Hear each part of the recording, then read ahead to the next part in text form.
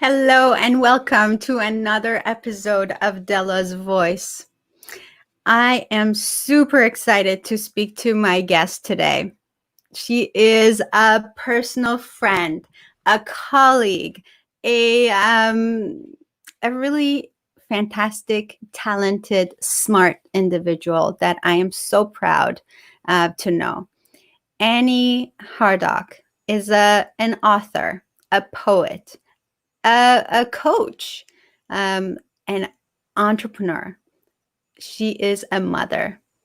She is a superhero. So please help me welcome Annie Hardock on Dela's Voice.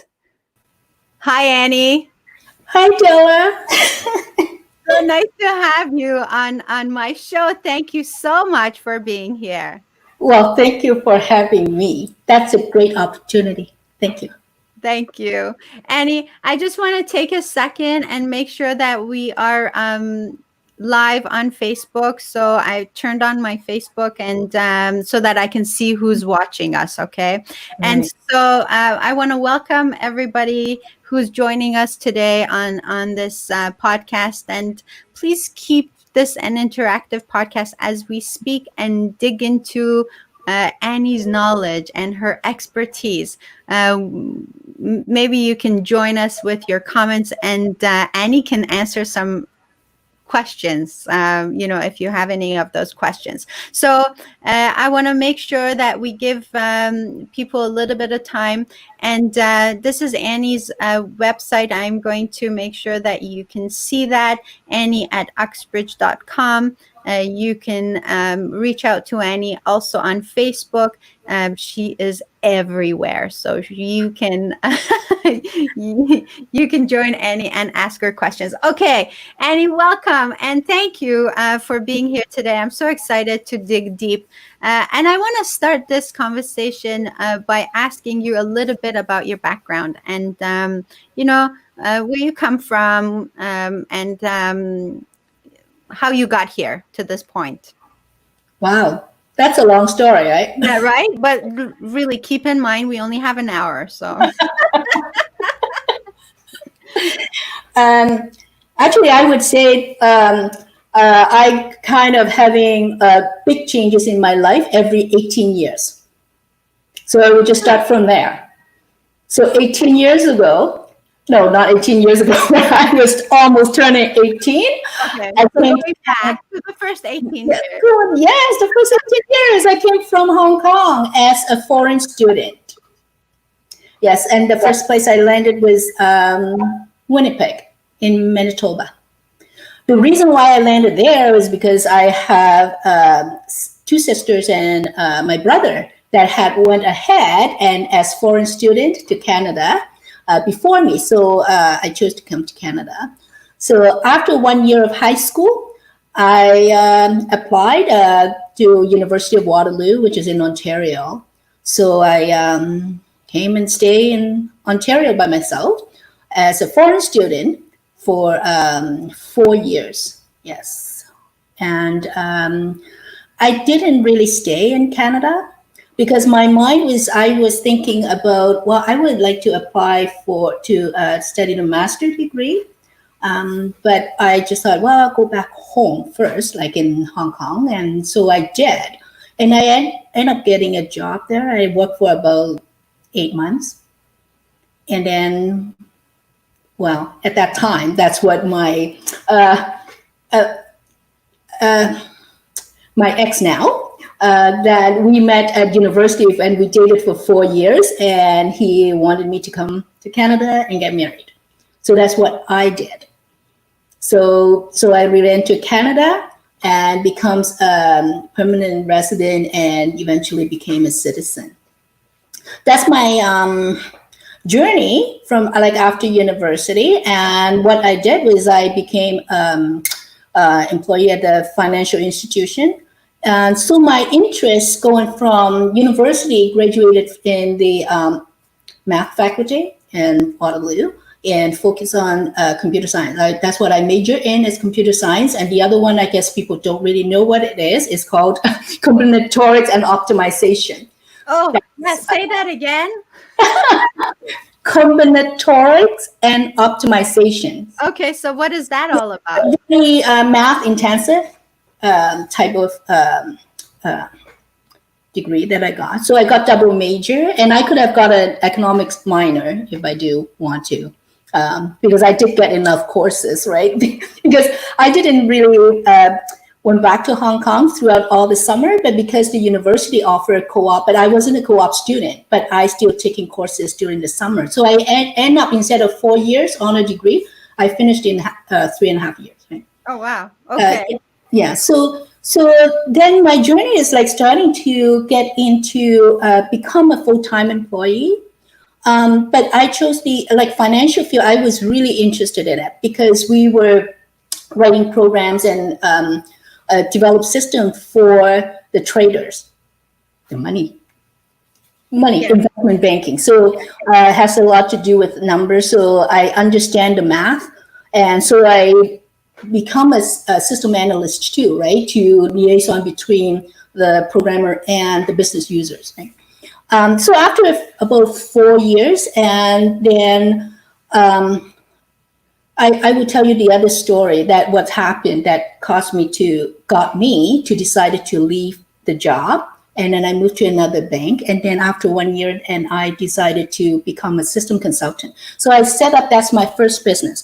I set up a system consulting company myself. That was your first attempt at as an entrepreneur. Yes. Okay. So instead of working full time, so I went to different banks. Mm-hmm. And because I loved the financial system, and because actually, if you think about it, in the 90s, it was really, the financial industry was really they were making big money, a lot. And also at that time, they were looking at new technologies and developing systems, right? So that's what I did. I did it for about 7 years. So I worked different until I had my son, right? And then that's when life changed, right? You don't kind of wanting that kind of that you just commute, because I was already in Uxbridge. We moved into Uxbridge. That's when my son was born, and I just find commuting to Toronto wasn't the type of life that I want, right? So I decided to start another business. So Annie, how hard was it to give up that paycheck? At that time, it wasn't hard because I was we were still married. We were actually, for the longest time, I think for it was 9 years before we had kids. So we were called dinks. You know what dinks means? It's double income with no kids. Oh, yes. Right. So we're kind of just spend whatever you want, right? So but because we both have health benefits and all that, so I didn't have to worry about money, being able to just jump in to start my business. But when I started the business in Uxbridge, which I didn't know anyone in the community, because we actually just purchased a 10 acres farm, hobby farm, but we didn't really know the community. It's like the property and bought it, right? But when I decided that commuting to Toronto every day wasn't alive, I just why did I have my kid if I don't even have time to see him, right? I only have time to see him maybe for 1 hour before he went to bed when he was baby. So that's the reason for the change. But my entrepreneurial journey, that's how it gets quite different than a system consultant, because system consultant is you kind of just getting contracts, right? And then you work for it. It's almost like a full-time, but you have that freedom of choosing which contract you want to take. But as an entrepreneur on my own, is going out to really get the business, get the client. At that time, what I did was I registered Uxbridge.com. And I had the intention to make it a business to make it work. So because I chose that platform is because it's 24/7, right? But in the 90s, it was 1996 that I started up another company just focusing on that. So that's unfortunately, what happened was in 1998. That's after I think about 14 years that we got married, and something happened that we separated, right? And then I had just my company, like 2 years old company, and then at that time I just want to make a decision whether I stay in Uxbridge or just move back to the city and raise my son. Right? He wasn't even 4 yet, but I had that option. But I knew at that time that's not the type of life that I want to raise my son in an environment in the city. So my decision is always about the quality of life.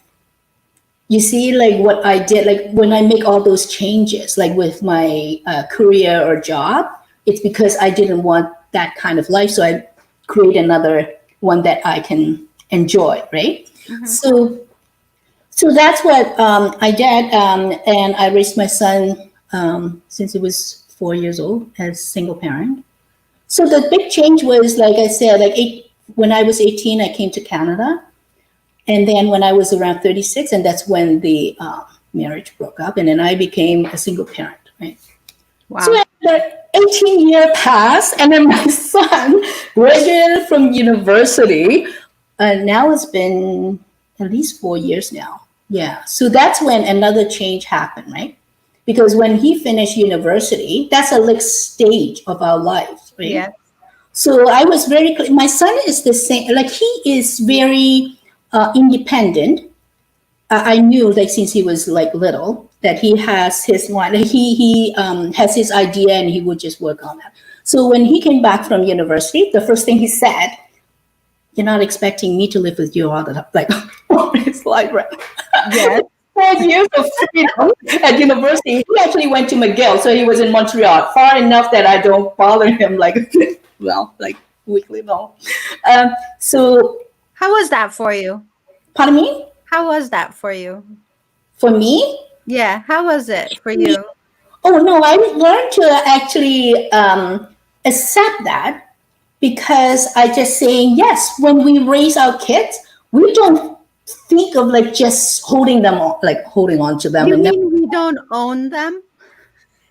no, they should have their own life. Like if you look at all the birds, animals, they don't keep their cubs like with them for the whole life, right? Isn't that interesting? But my parents gave me that freedom.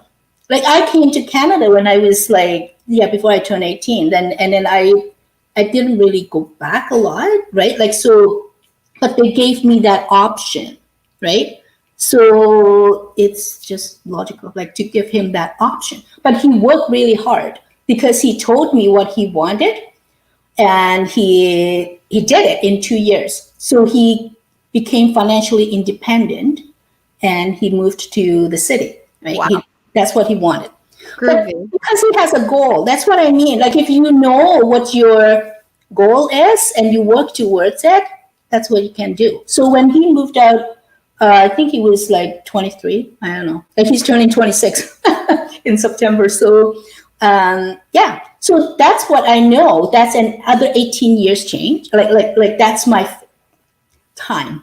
And Annie, if we can take a moment and say hello to some people that are watching. Sahida, Colleen's funny. She laughed when we said, "Oh, you mean you don't own your kids?" Give them away. Come on, be independent so I can be free. Actually, that's my thinking. When you say, "Can you accept that?" Actually, I was feeling so great that I'm finally free. And for a lot of parents, this is a hard thing, right? I mean, we think that our babies are always going to stay our babies, that they're going to stay with us for the rest of their lives. But really, I think we're doing them a disfavor by holding on to them, because we're taking away their right to experience life on their own and making mistakes and learning. So I agree with you. Morelli, hi, thanks for watching. Okay, so you say that, Annie, so every 18 years it seems like you go through a big change. Yes. So now your son's graduated from university and he decides to move on his own into the city? And what does Annie Hardock do? Well, that's why for the past couple years, I've been searching, see what's my next phase is, right? Because when I became single parent, I had the like a promise to myself, right, that I would raise him as a single parent alone. And by the time when he graduated from university, I just felt so much relief. I thought, mission accomplished. Okay, so what's next, right? Actually, when you say to let go, the hardest part for me to let go was when he moved from grade 12, finished high school, and he chose to go to Montreal for university. That's the furthest one. Like, he had, I don't know how many university that get accepted, but he chose the furthest one, right? Yes. But, to me, that moment was the hardest when he told me he has made his choice to go to Montreal. And at first, I didn't know how I felt, right? Like, I was, oh, okay, whatever. And then I was typing an email to my friend, just mentioning that, oh, my son is going to Montreal. And then my tears just kept starting running, right? Aww. My son came to me and said, what's wrong? What are you doing? I said, I don't know. I didn't know that I would have such a reaction when I mentioned it, right?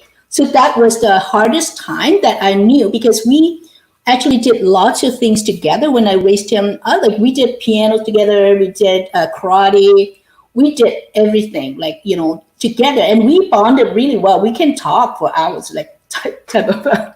Oh, nice. Right. So then I knew at that time was the hardest. And then when I went to the university, what do you call it? Orientation day, right? They also have parents orientation. When I meet the parents, that they are like from Alberta, far away, or Vancouver, and they would have to fly in, right? And when parents already say, oh, they already bought tickets to come a Thanksgiving, like October. Oh, wow. All I have to do is just 6 hours drive. It wasn't that bad. So when I see someone else that having even a harder time, to let go than me, then I felt, well, I'm not so bad, right? Like it doesn't hurt me that much by looking at someone else that, would miss their kids a lot more. I think a lot of parents would agree with you on this. So Morelli says she can totally relate to this. It was so hard when her daughter went to Western University, but not as far as Montreal, obviously, right? So true. So what did you discover about yourself? So tell us about the next batch of 18 years. Okay, so for the past 2 years, since my son was living in Toronto, right? So last year, I actually thinking about maybe open up a business location in something closer to the city, right? But when I start going out to network, like in the GTA, and also looking for location, and then just a commute, and all that, and then I just thought, I don't think I like that life. I just thought, especially if it's winter, you think I wanted to go to drive again? I'm spoiled. I'm just a few minutes from my business. I can walk to my business in about 10-15 minutes. Just so I didn't want that type of life. So then so that's why I joined different networking groups or different. Looking at different opportunities. And then I finally, probably this year, I was so clear. In the past few months, I guess because of COVID, it just helped me. It's now I know there's 3 businesses that I am on track with. And which surprisingly, it was on my vision plan that was done in between February and April 2019. And there were 3 streams, right? So now it's just so close to it that I'm now knowing they were right for me. And so now I'm just executing those plans. So it makes it so much easier, right? Because now I know what type of life I want to live in. for at least the next 18 years, right? So I'm happy. So actually, it was from participating in James McNeil's 30 Days Miracle Challenge. Started in June 1st. And that changed my life. That's changed. It just make it everything so clear. Okay, so here we go. This is worth spending a little bit of time, okay? Because there's people who are going to watch this and maybe they're stuck in a job that they don't like, Annie. Maybe they're doing that day-to-day paycheck thing, and so, but they're not happy. They feel stuck. Maybe that's what it is that they feel stuck. What would you say? What would you say? What would you say? An example of the experience that I had, because I felt in that same situation before.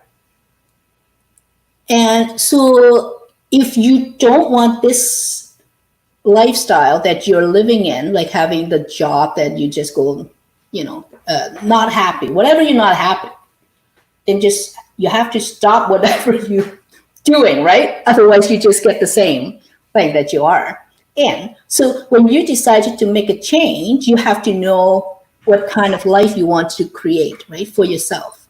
So if you know what type of life, then you know whether you wanted like a type of life that we have lots of travelings, and you want to be able, like, not staying in one place all the time. That's very different lifestyle than someone really want a home that, so I don't want to move anywhere for the next 20 years, right? I just want to have this neighborhood and that. So you have to be very clear on what you actually want, right? So I give you an example was when I actually go back to before I had my son. When I was running the system consulting company, what happened was I actually got to dislike what I was doing. More so was because, there were politics involved. If you, you know that you're still working for someone, like you relied on, so what happened was also when at that time I was already, we were already living in Uxbridge, and I took the GO train. So the GO train stopped, and then you see everyone in the morning. What happened? Everyone goes to one direction, like at Union Station, like in downtown Toronto. Like zombies. Yes, that's exactly the word I said to myself. I just said, I'm just one of them. I'm one of the zombies, because no one really talking. They are in the days. So they just moving, right? And then around after work, everyone's like running, including myself. You put on, people change from high heels to running shoes or flat shoes and run to the station, right? Like now zombies in the other direction. The train seemed to get to the GO train and that, right? I just thought, do I really want that type of life? I was like, what's the point if I become like having my company, like as a system consultant, really, I don't really see that enough. Like, I can change to different projects, but that's not like, so number one, I know that I didn't want to commute anymore, right? So that's already fixed. So what type of life do I want? And I knew at that time that because after I had my son, I knew I didn't want to raise my son in the city. Actually, I tell you, before I had my son, about in 1989, like my son was born in 1994, but in 1989, I had a miscarriage. So I'm almost like, I was in the state, almost died. So there was complication that I had that issue, right? But when I was pregnant with the first pregnancy, I was so excited, and then I looked for I already prepared. I said, I heard people saying daycare takes years to on the waiting list, right? So I looked and said, what happened? I just look at where I work. It was the very central in downtown Toronto. In their basement, it's in Toronto, they have all the walkway and all the shops and underground, right? And I saw this it's like a trolley of kids. You know, like shopping cart. There were about 6 kids and one person pushing from the back, right? Behind, and just pushing this whole bunch of kids. I was like, do I really want the kids to be grown up that way? It's like window shopping, and they were like in a row, like no. I said no. Yeah. Wow. So it was really clear to you the kind of life that you Yes, wanted. I know for my whole life, for all these 18 years, even before I actually came to Canada, it's the quality of life that's always in me. Is that are you living or not? Right? Like I always want to live my life to the fullest, like really happy, like and enjoy it. So that's why lots of people seeing me like doing. I think they get dizzy by seeing how many things that I do in a day, or so, right? Like not even just work, right? But like leisure time, like I do a lot like of leisure time. Sometimes I just feel like I'm like the cat, like has 9 lives. That's how much I live life with. So, Well, that's it. That's a life worth living, right, Annie? yeah, because you get excited thinking about what's next, like the new things, right? Like I think I'm drawn to and anything like that's new and exciting, but doesn't mean that I'm not committed. I'm like things that I love to do. I'm really committed. Like I committed myself to like to raise my son. Like it is a commitment, and I did. Right. Mm-hmm. And then even the networking group which I started when I moved to like Uxbridge, which we didn't know anyone, and I started the business, online business. And because I didn't know anyone, so I just thought, well, I have to set up a networking group so I can get time to meet people. That's how it started, and now this year is like 22 years. So am I loyal? Like I'm the Wow. And how many people in that networking group right now, Annie? it's just about like 75. Okay. But this is a small town. Like we have a population of like about 10,000 in town, and then the whole township is about 22,000. Yeah, something like that. You know, That's roughly. amazing. You started that. I mean, you know what I mean? You started that. How wonderful is But that? that's what an entrepreneur is. It's that mindset of seeing a problem and then you just find a solution, right? So that's what I've been doing my whole life. So if I didn't like that life that I'm living in, then I just find another one. And then in order to achieve that lifestyle, what do I have to do? Right? So when because I was pretty comfortable by the time, you know, my son, you know, graduate university. So the load, like, you know, kind of like got off the bed. But then I started to rethink about what I want in life, right? So I knew like at my age now, like I wanted to travel a lot. Like my mom and my you know, lots of my siblings still living in Hong Kong, and that's where I came from, right? So I just thought, wouldn't it be nice that I just being able to travel anywhere in the world, because I love traveling, but also be able to work, right? So the internet is the choice. It's the same why I chose the internet platform when I started the business when I moved to Uxbridge, was I knew it allowed me to live the lifestyle 24/7, work whenever time you want, and raise my son, right? So that's what I chose to. So lots of the decision being made is what type of lifestyle would make you happy that you want to live, and then work from there, right? So lots of people thinking about like money, right? Oh yeah, by the time I make so much money, then I will retire into this, whatever. So if a retirement is your goal, right, then you can think about how you get there. Because when I changed my decision to start up my my own business in Uxbridge, I was still in my 30s, right? And lots of my friends, they saying they couldn't understand, right? Because I lived in this small little town and they're in the city. They think that I feel like that I'm retiring in the midst of that. I said, isn't that what people wanted? You know, being able to free, like I could go to karate class in the middle of the day, or go yoga, do my walk, whatever, right? I can allocate like whatever time, because it's an internet-based business, right? I could be working after my son go to bed. So I had my freedom. So, like, actually, I really wanted to help other entrepreneurs. Like, what I see that being like living in that kind of condition and seeing families still struggling the same thing what I had gone through. I just thought, why? I just thought technology should make everything easier for people who wanted to start their business now online, but they're still struggling with their work-life balance, right? Like having to raise the family and having their work, being entrepreneurs. I took away. I don't know. Like, like if I had that problem 20 years ago, why are they going through the same? Like, no, yeah, 25, 30 years. That's a great question, right? But that's a great question. I want to say hi to some people, Annie.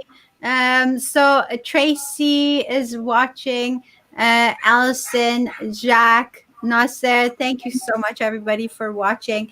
We're having a talk with Annie Hardock, entrepreneur extraordinaire. That's what I'm going to call you, Annie. Okay. So, yeah. And I want to talk a little bit about your other businesses as well. And I don't want to forget Annie's voice, because I know that's really hard. That's really close to your heart. So, okay. One of the things, Annie, you do is teach kids, and you have taught adults mental math, right? Yes. So let's see what that is. Okay, a little bit about that. If you can explain what mental math means and how it's helping change people's lives. Yes. So the mental math is the method that I teach them is based on the abacus method, which is this. Some of you might not have seen this before. This one is one. Yeah, it's kind of old fashioned. Yeah. Right. Old-fashioned. Yes, abacus has been around for a long time. But we're not just teaching them how to use the abacus to do foundation math, like adding, subtracting, multiplication, and division. We teach them how to do it in their mind, right? So the method is, once they know how to manipulate the beads to do the calculation on the actual abacus, the next part is doing it in their head. So instead of seeing numbers, they actually visualizing the beads movement on the abacus, but they do it here, right? So visualization is important. When you do meditation, some if it's guided, you imagine what's in the scene. So I actually didn't know that it is not easy for some people, but like this method, we train young children. Like to them, it's just like a normal thing. Like they can visualize the beat, and it has to be very clear, right? Because sometimes, the beats, you have to know exactly how many, right? Because it's a math. Like you can't be off by one or two. They're still incorrect, right? Mm-hmm. But it's the important part is training the brain while they're still developing the brain, and especially when they're from 6 to 12 years old. They're still developing more. We call the circuit, the high-speed internet. Yes. More information can pass through, and more information can be processed, right? Mm-hmm. So that's what we're building, more dense network for children, right? So I mean, we know that we're not using our brains to its fullest capacity, right? And so what you're teaching these kids to use mental math, and they can answer these fast math questions, right? It exercises both sides of the brain, the logical side, but we also have another training. It's called high-speed listening training. So high-speed listening training is a technique that was developed in Japan, but it got incorporated into our abacus program.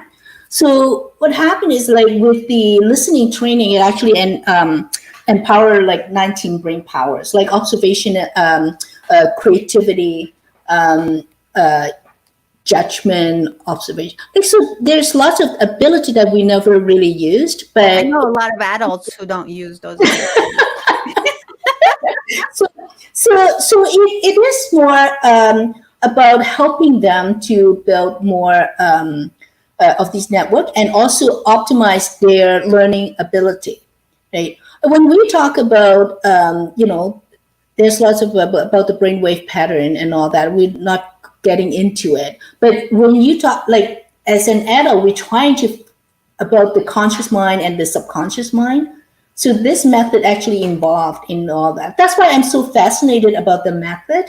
My son actually gone through that training when he was 6 years old, right? So, so I believe in the system, and then after teaching it, like having my own learning center here in Uxbridge for 10 years, I know what the children can do, which from the outside people think, wow, that's genius. How can they get the numbers so quickly, like without any tool, without using any tools, right? But it can be trained.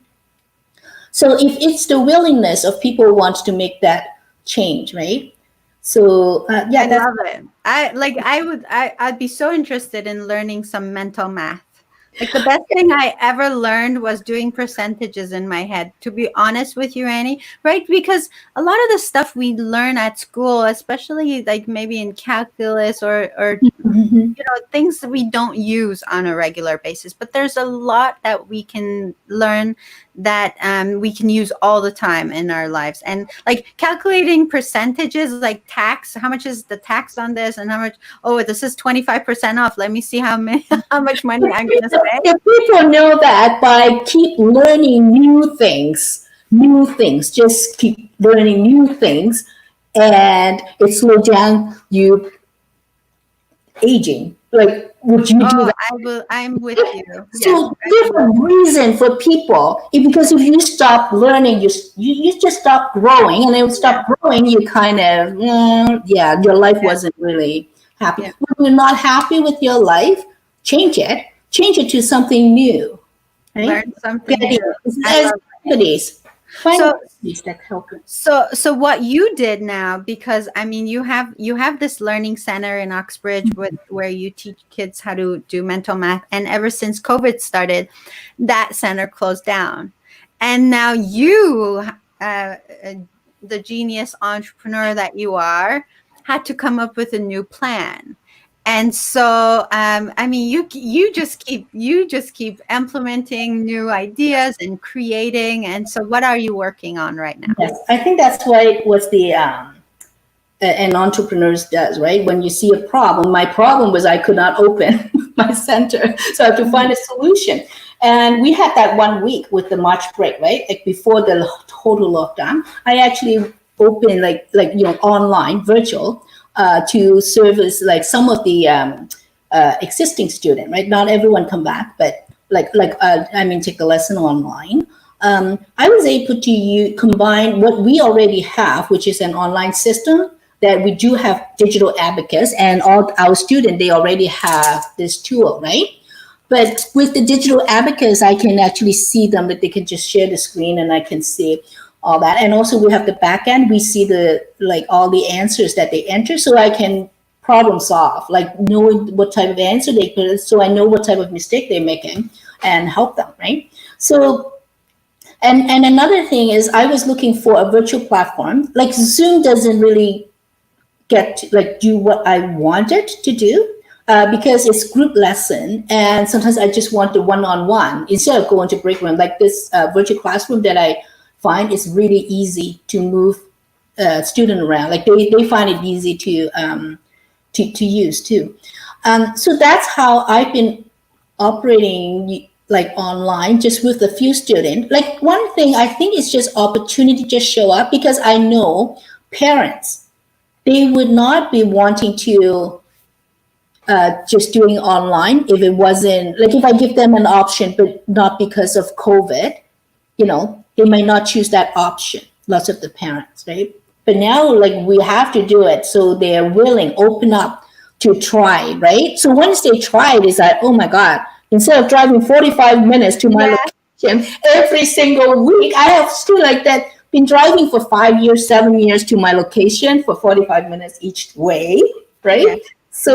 So that saves a lot of time, right? Then people start to see the positive side of it, right? And willing to make the change. But people like sometimes they just so used to it, right? Oh, they always drop off their kids to do whatever Yes, yes. in activities, right? Now they save time. I actually have students that just finished a dance class on Zoom and then just jump into my. See how much time the parents have saved. Yeah, it's amazing. Yeah. So some people have joined us, Annie. Yeah. Henrik, Sahida. Sahida says, "Hi, I know, Farida. Annie." Frida's watching us. Thank you so much, everybody who's watching. We're talking to Annie and her talent in creating, a space for where she can be herself and living her best life.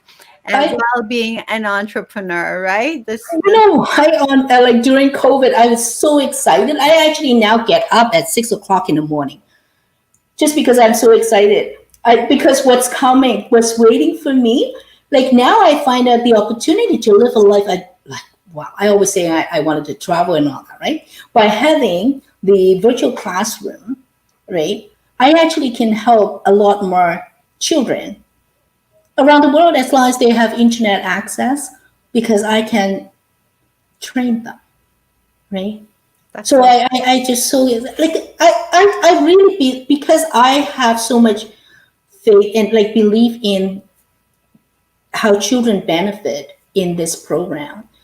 Like sometimes like people just say, oh, because your son's special, but I just thought, well, I think even he himself didn't know how much of the benefits that come from it, because that's his normal, by doing like numbers like really fast, and even how he make his money, like about numbers, is like like on the screen. I just thought, gee, I haven't even got time to look at those. Wow. Then you're at the end, right? But wow. But like it's a process. It's the response time. It's not just about math, right? When you have your brain, like both the right side and the left side, both as a whole brain, you can actually accomplish a lot. Like for me, I'm not limited to like I told you, I'm like graduated from like math, and also I did like programming, right? Computer programming.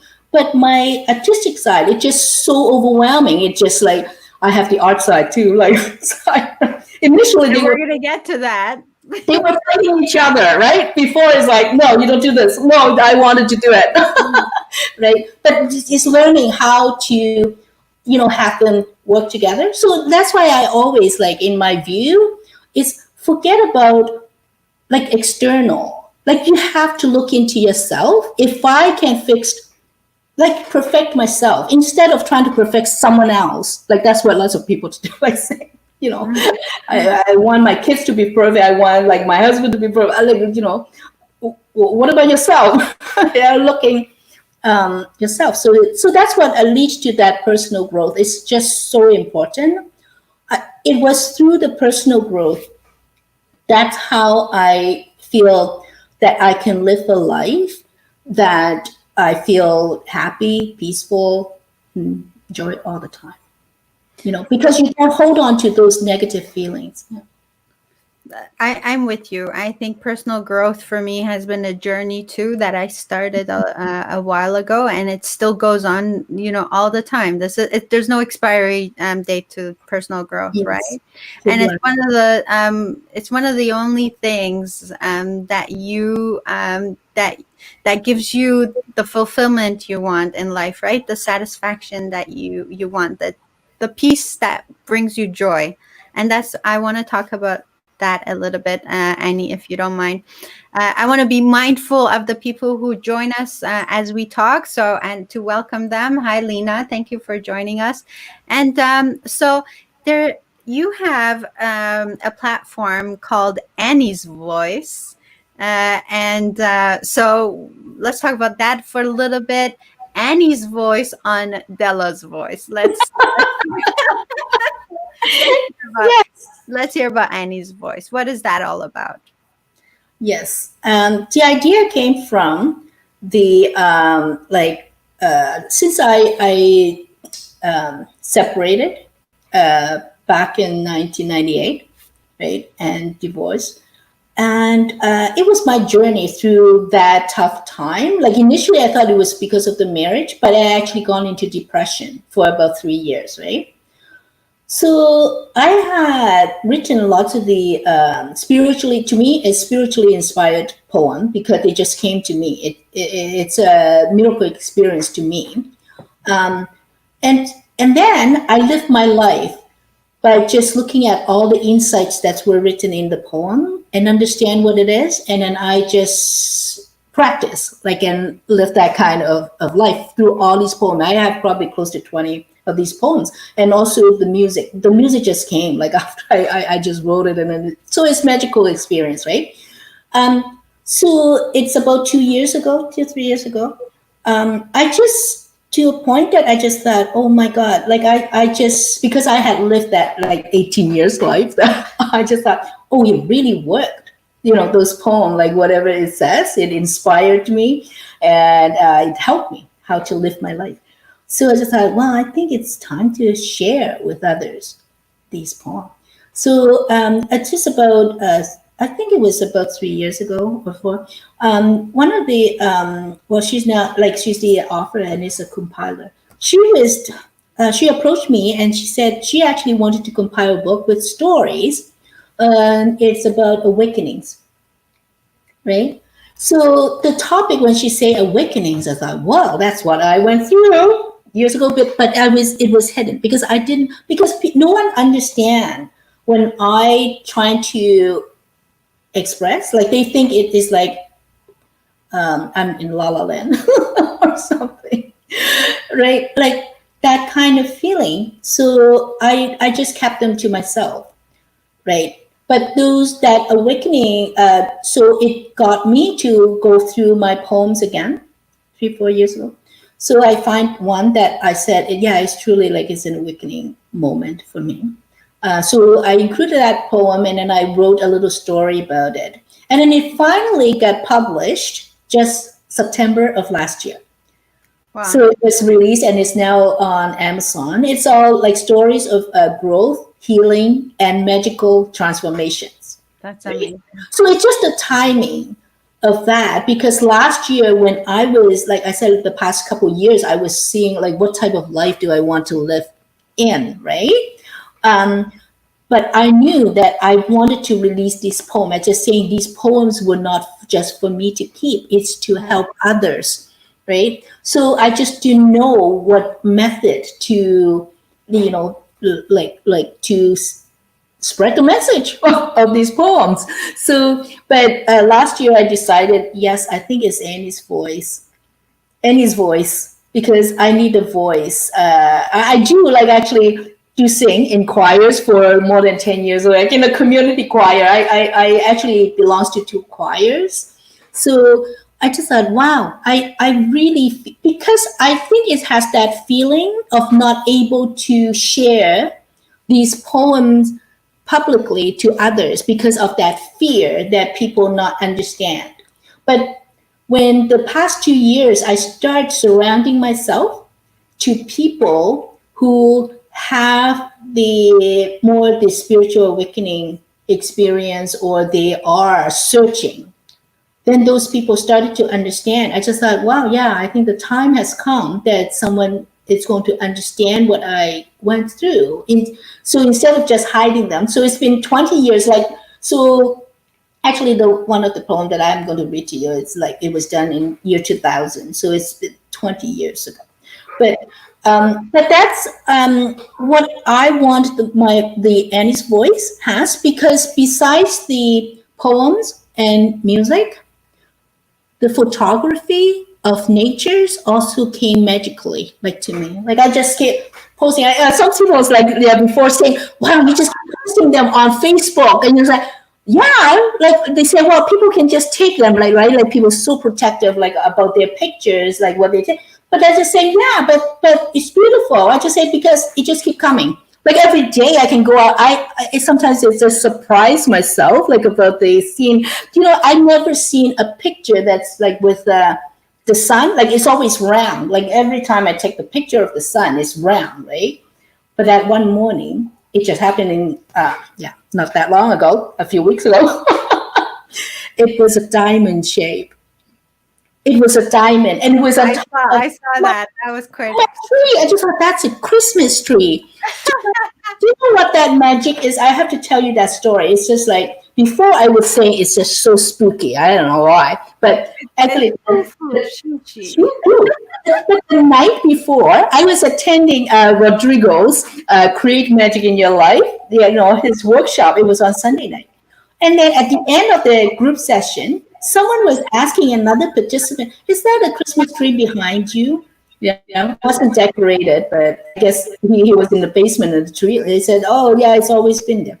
And so Rodrigo, like taking that topic, and he said, "We can all feel magic Christmas every morning, just like a child wake up in the morning trying to find what's under the tree, what's the Christmas gift is, right?"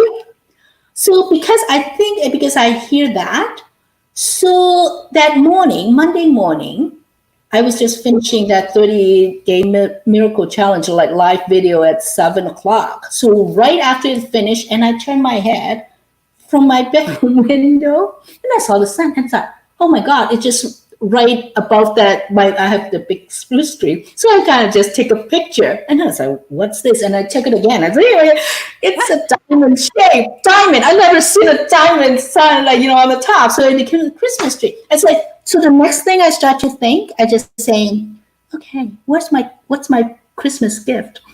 Because like Rodrigo's saying, like so many of them, he just gets like a child, right? So excited. Childlike wonder, he says. Yes. So I start thinking, okay, what is my gift? And then I start thinking, oh my God, now I know. Because just like in the month of June, I always recorded my miracles things. I have at least 40. I would say more than 40 because some days I would have more than one miracle show up in my notes. So I just counted. I'd say I have more than and then I just thought, yes, I'm a miracle magnet. I think I just received a miracle magnet. So I accepted it. Good for you. So I just thought, well, okay, now I find my gift. And then more miracles come. And then, like I say, I always get these insights from poems. So they just keep coming, right? So keep coming. And then so it's like, oh my God, I just think now the whole path where I'm going is just so clear, right? So that's why I think how to get from like kind of a dark place, like where I was like 20 years ago, to become happy, to become like the life is so magical. It's just a journey, right? So I actually started writing the book just a few weeks ago. End of June, I wrote. And the title is From Darkness to Light, Becoming a Miracle Magnet. I love it. I love it, Annie. I just want to, I mean, this is a woman clearly who lives a full life. You agree, audience? I mean, seriously, like we can tell how much you love life, Annie. You don't waste time. You take advantage of every opportunity, and I just love that. And you're so lively, and you're so joyful, and you're so kind. I know that about you. You have a really you have a kind heart and a kind soul who's always trying to help people. And I know that there's people who are watching right now, and they know that about you too. So I want you to read your poem because I don't want to. I want to make sure that we have enough time. Just so you know, Sahida says that yes, nature speaks. She says yes, celebration. Those who believe will see it. And Tracy says yes. They all say yes to you. Just being like full life. Yeah, so okay, so let's and Morelli and everybody too. So thank you. So okay, read your poem, Annie Hardock. Let's hear your poem that you want to read to us, please. Okay. So this was written in May of year 2000, and the title is "The Breath of Life." I was drowning in the sea of emotions, pounding against the waves in the middle of the ocean. Fears and anger draw me down once again to the ocean floor. Faith and dreams lifted me up once again for a glimpse of shore. I need the strength in my body and mind to help myself getting back to shore. I searched in and out, far and deep, for a survival kit that I need. Never had I known that it was with me all along, a gift given to me with my first breath of life. I made a sparkle with my will. I feed the fire with my passion that lit up the sight of shore in my burning desire. I learned to inhale the cleansing breath, to unleash and nurture the power in me. I dissolved my fears with my breath. I turned my anger into peace. I learned to exhale the power of life to propel and excel above the waves. Nothing can stop me from serving to shore, playing the music from my soul, along with the rhythm in the beat of my heart. And that was how I conquered depression, in living a life guided by the spiritually inspired poem that I had written in my darkest night. Beautiful. That's it. Beautiful, Annie. Thank you so much for sharing that with us today. Thank you. Awesome. Well, Annie Hardock, there's something in your poetry that that lifted me, and I know that maybe it resonated with a lot of people. Sahida says, "You just inspired me to write a poem about my spiritual awakening." Woohoo! Yes. Austin J. Haynes says, "Beautiful. Thank you." Thank you, Austin. Annie Morelli says, "Wow, so inspiring." So thank you for deciding to share your poems with the world, Annie. Someone said that if you die with the music still in you, you are doing the world a disservice.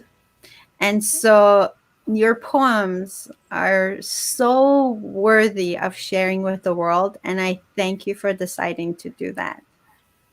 Thank you. Morelli says, turned my anger into peace. She loved it. She loved it. That definitely Yes. resonated with me. Thank you. Well, Annie, our hour is up, girlfriend. Oh, I know, so fast. we touched the point that you talked about, remember? Annie and I share a commonality in our journey, and that's both of us experience with mental health in our family, specifically speaking schizophrenia, which is a topic that both of us are can relate to, and a lot of people. So we're just gonna have to do this again, Annie. We're gonna come back on here and talk a little bit more, because so I know that your take is the same, and when I approached you, you actually said, yeah, let's talk about it, because we do believe that there's so much stigma around the topic of mental health, and we all need to talk about it to make sure that people who are suffering, whether it's people who are suffering with mental health or the families who are giving care to their loved one, who perhaps are not talking because of the stigma surrounding this topic. So let's talk about it. More and more we talk about it, the more we normalize it, the more Yeah. support we can get for the people. So Sahida says she can also relate. So I mean, I know there's a lot of people who can relate. I welcome more talks on the subject. Dela's Voice is a platform where you can talk about things like that bring hope into the world. That's what I ultimately want. So Yeah. Annie, please come back and let's continue that conversation. I want to give you a couple of more minutes to leave your fans, your new fans, with whatever you want to leave them with. Okay, so there you go. Yes. Yeah, I think contact me at Annie@uxbridge.com, and we can make a discovery call to see if we can, if I can of any help to someone. And also, I have just created a Facebook group, and it's called like Four Pillars of Entrepreneurship. Create the quality of life that your heart desire. So I would like, people who agree like with this kind of what we are pursuing in life is the quality of life. Yeah, come join me in this group, Facebook group. All right. Yeah, you're welcome. Yeah, contact me, and anyone like in business. I'm very kind of like I use the LinkedIn a lot. So just search for Annie Hardock on LinkedIn and connect with me. And she's also on Instagram under Annie's Voice, Yeah. and on Facebook under Annie Hardock. She's not hard at all to find. Yeah. Just search Annie Hardock on the internet. Do a Google search and you'll find me. Or you can reach me and I will connect you to Annie. Thank you so much. So on the topic of mental health, Tracy says mental health is such an important topic. Colleen says you're not alone. Sahida says sending you both ladies lots of love. And Colleen also put down your email address, not your email address, your email address, Annie at uxbridge.com. Thank you. Thank you, Colleen, in the comment section. Thank you. Thank you for your support, everybody. Annie, my dear, thank you so much for being here today. I know that we could have continued this talk for another hour, right? You know what? Annie's Voice is going to interview Dela. Sounds good. You're So on. yes, and then we can talk more about the mental health issue because Awesome. I think it's long enough that people, suppressed. When you're suppressed, that you always feel, you cannot release some kind of energy like in you, right? Then you're not still not truly happy because something that you kind of suppressing, right? That's a great take on this. So yeah, let's continue this conversation, Annie. Thank you so much for being here. I really appreciate you, my friend, and I wish you the best in your endeavors. And just keep smiling, Annie. Keep living life to the fullest, and really teach the rest of us how to do the same, because that's your superpower. Thank Yeah, like I think like people should like look for the help because back then I did go through the psychotherapy, but I did not have other supporting system, right? Like friends or relatives that I actually did not even tell my best friend. I just find because there was so much pain in me, I didn't want to put like, incur any pain in someone else that I really love and know, right? So that was hard. But now I just think now there's so many people that can help, right? All you have to do is like ask. It's true. It's true. I always talk about the 3 A's of recovery. Do you want to hear it, Annie? Yes. Okay. The first A is for admit. Admit that there's a problem, that there's something not working. Second A is for ask. Ask for help, right? Yes. Ask for support. Hire a coach. The third A is for act. Take actions on your learning, take action on change. And those 3 steps will get you the recovery you want. And you'll get to live your best life You get to enjoy and live a full life like Annie, my friend here. Yeah. And so, thank you again, Annie, for being here. I want to thank every single viewer who spent time with us today and watched our show. And for all the comments, all the love. Thank you, everybody. I agree with you. Annie is pretty wonderful. And so, with that, my friends, thank you for joining us for another episode of Della's Voice. As always, this has been Della, hoping to spark your soul. See you next time. Take care. Thank you. Bye. Bye, Annie. Bye bye.